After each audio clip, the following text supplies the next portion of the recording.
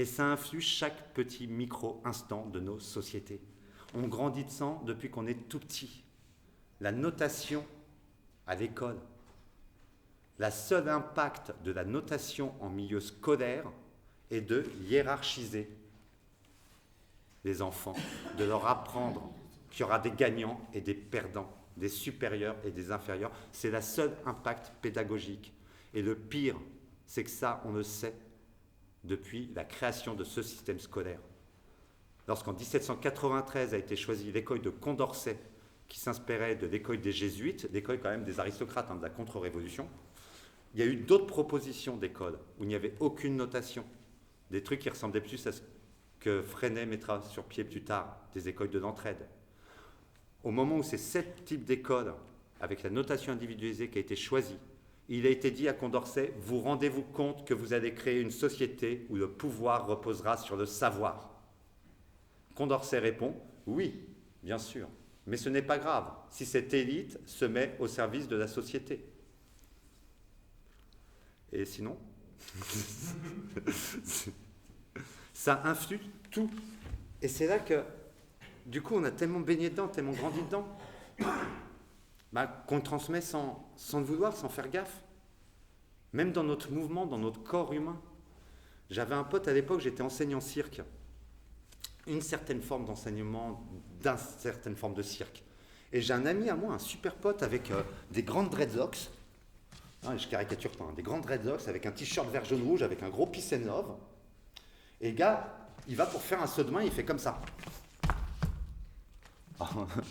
Je le regarde et je fais hey, t'es con, pourquoi tu mets tes mains vers le ciel, tu vas les poser par terre.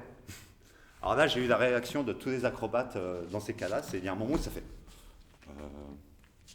c'est pour déclencher l'élan, pour déclencher l'appel.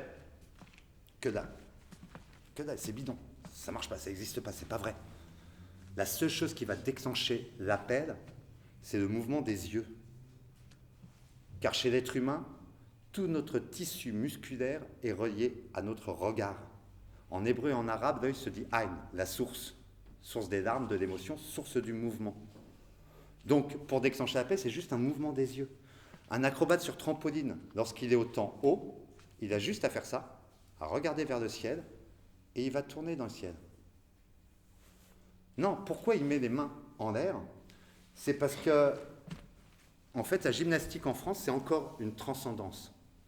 Il y a une forme de mouvement supérieur dessinée sur un papier, et plus je vais dresser mon corps à s'en approcher, mieux je serai noté, plus je serai haut sur le podium.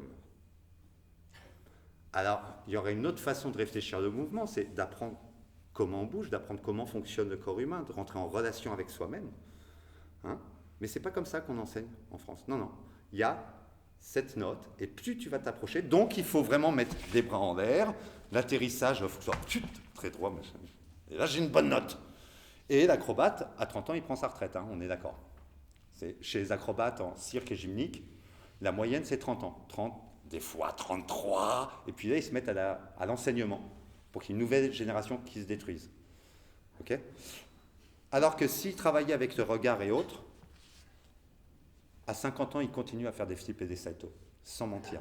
J'ai eu un ami à moi, 45 ans, qui me disait il y a 3 semaines au téléphone, il en était hyper heureux, sur une bascule coréenne. Je ne sais pas si vous voyez ce que c'est la bascule coréenne, c'est comme la balançoire tape-cul. Vous savez, les balançoires où on est un de chaque côté. Sauf que là, c'est une grosse balançoire tape-cul, t'as le mec, il est là, ils sont 4 à sauter, ils se retrouvent. Voilà, bascule coréenne. Dans le ciel. Il arrive à 45 ans de la bascule coréenne en 3e étage de portée. C'est-à-dire que tu as un gars debout, sur les épaules, tu as un autre debout, et lui, il arrive en 3e. À 45 ans. J'ai vu des gars de 50 ans, en plein milieu de discussion, chaussures de vide, au milieu de la discussion, partir, faire un flip, atterrissage en feuille, et se redresser et finir leur phrase. On n'est pas obligé de se faire mal, quoi. Mais si, parce qu'il faut avoir une bonne note, parce qu'il faut s'approcher de cette transcendance du mouvement. D'ailleurs, vous savez, depuis quand en France, on pratique... on fait pratiquer l'éducation physique et la gymnastique aux enfants? Une idée?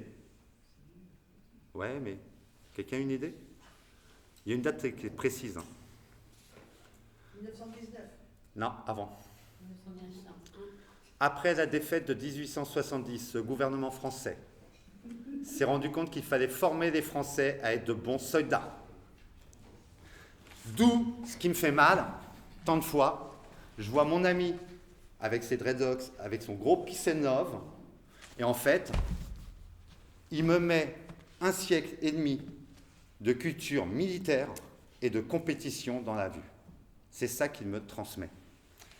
C'est ça qu'il me transmet. Il peut me transmettre que ça. Il ne connaît que ça. Il a grandi dedans, il a baigné dedans depuis tout petit. Il ne connaît que ça. Connaître, ça veut dire naître avec, connaître. Et on transmet que ce qu'on connaît. Et ouais. Compétition, armée, alors que son cœur voudrait me transmettre autre chose. Et c'est là qu'il y a quelque chose qui me rend souvent malheureux dans nos transmissions.